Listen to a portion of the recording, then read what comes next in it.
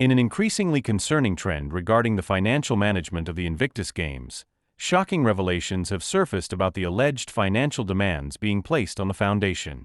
Sources close to the organization have raised alarms over what they describe as an unprecedented financial burden, threatening to overshadow the Games' noble mission of supporting wounded veterans.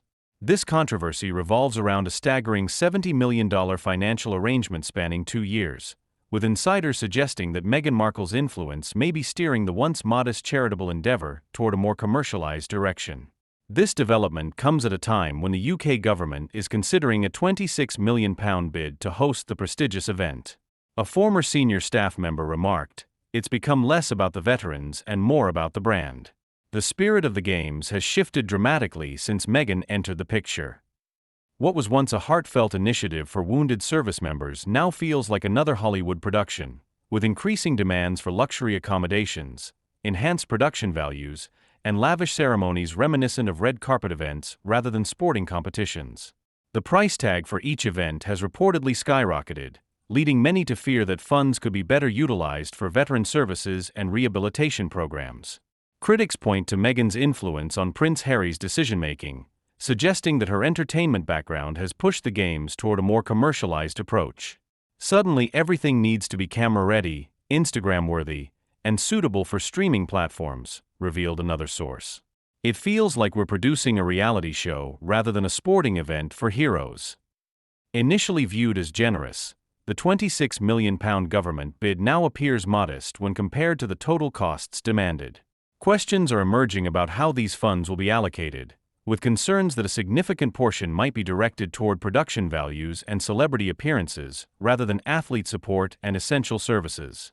Financial analysts have expressed alarm at the rapid inflation of costs. Jonathan Pius, a financial analyst, noted, "When you compare the current budget to previous years, the increase is astronomical. The question becomes, are we funding a charitable sporting event for veterans or financing a Hollywood spectacle?" This controversy has sparked a debate within veteran communities, with some defending the increased profile the Games have received under the Sussex's leadership, while others lament the departure from its grassroots origins. Former participant James Morrison stated, "We didn't need crystal champagne flutes and designer decorations to feel valued. The Games were about camaraderie, healing, and achievement. Now it feels like we're extras in someone else's show." Particularly concerning are reports of Meghan's involvement in creative decisions that have led to these increased costs. Insiders claim that the vision for the Games now includes elements more commonly associated with award shows than sporting events, such as elaborate opening ceremonies, celebrity performances, and high-end production values. "Every suggestion seems to come with another zero on the end," revealed a frustrated board member. "It's as if there's no understanding that this is a charitable organization, not a Hollywood studio. The focus should be on the athletes, not the spectacle." The $70 million figure over 2 years represents a dramatic departure from the Games' original budget, which prioritized accessibility and participation over glamour. Critics argue that this inflation reflects a broader pattern in the Sussex's approach to public life, where commercial opportunities often overshadow charitable objectives. Supporters of the increased budget argue that enhanced visibility benefits the cause, attracting more donors and supporters. However, skeptics question whether the benefits outweigh the costs, especially considering the strain on public and private funding sources.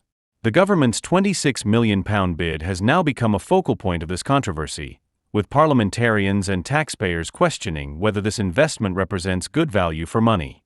Some argue that the British public's contribution should be contingent on stricter financial controls and a return to the Games' original mission. Charity sector expert Dr. Sarah Thompson explained, "What began as a powerful platform for veteran rehabilitation risks becoming another celebrity-driven entertainment venture. The danger is that the true beneficiaries, the wounded service members, become secondary to the spectacle." Tensions within the Invictus Games Foundation are reportedly rising, with board members divided over the direction and scale of the event.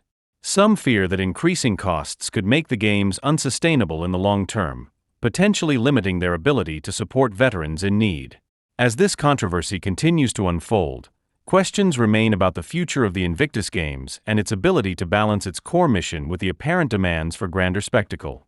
Meghan Markle's role in this transformation has become a particularly contentious point, with many wondering whether her Hollywood background has inadvertently steered the Games away from their founding principles. For now, the future of the Invictus Games hangs in the balance, caught between its humble origins as a celebration of veteran resilience and what some perceive as an increasing push toward commercialization and celebrity culture. Ultimately, the true measure of the game's success should be its impact on the veterans it serves, rather than the size of its production budget or its appeal to Hollywood sensibilities.